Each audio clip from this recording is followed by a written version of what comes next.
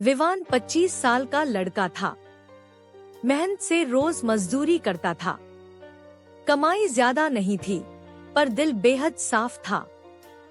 सुबह जल्दी उठकर ठंडे पानी से नहाना, एक कप चाय पीना और फिर काम पर निकल जाना, यही उसकी दिनचर्या थी। उसकी माँ लीला देवी ने अकेले ही विवान और उसकी बहन सीमा को पाला था। पिता को गुजरे कई साल हो चुके थे। घर छोटा था, कमाई कम थी, पर प्यार बहुत था। कुछ ही महीने पहले विवान की अरेंज मैरिज हुई थी दीक्षा से। दीक्षा बहुत ही सरल, समझदार और सलीकेदार लड़की थी। शादी के बाद विवान दीक्षा से इस कदर प्यार करने लगा कि उसे हर वक्त बस दीक्षा ही दिखती थी। घर में हर छोटी बड़ी बात वह दीक्षा से पूछकर करता था, और जब भी कोई मुद्दा होता वह बिना सोचे समझे दीक्षा का ही पक्ष ले लेता। कई बार ऐसा होता कि माँ कोई राय देती और विवान तुरंत बोल उठता, माँ, अभी जमाना बदल गया है, आप हर चीज में मत पड़ो, दीक्षा संभाल लेगी। माँ कुछ नहीं कहती, बस हल्की मुस्कान के साथ चुप हो जाती। सीमा भी मन दुखाकर चुप रह जाती। सबसे बुरी बात यह थी कि दीक्षा कभी भी उनसे ऐसा व्यवहार करने को नहीं कहती थी। उल्टा वह विवान को समझाती, देखो विवान, माँ और सीमा भी तुम्हारे अपने ही हैं, उनसे ऐसे बात मत किया करो। विवान सुन तो लेता, पर उस समय उसके दिमाग पर नई शादी वाला प्यार हावी रहता था।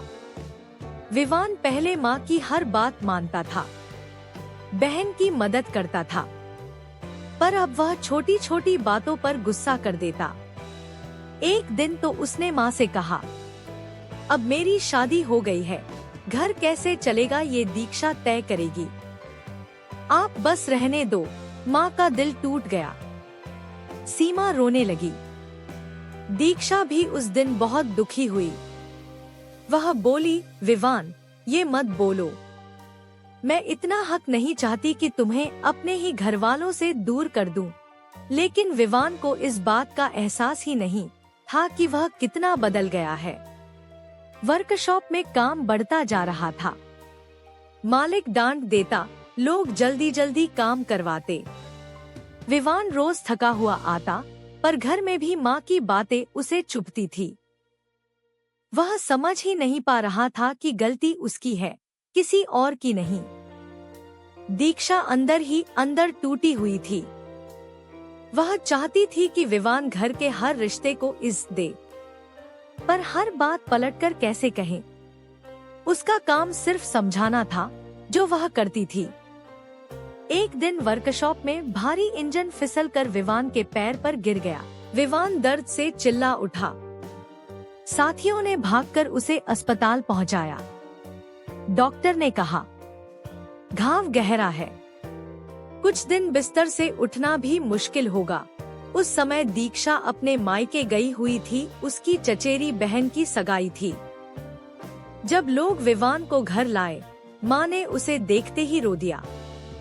इसके बाद माँ ने उसके पैर सहलाए, दवा लगाई, सारा ख्याल रखा। सीमा रात भर उसके पास बैठी रही, उसके पैर पर पट्टियां रखती रही, दवा का टाइम नोट करती रही।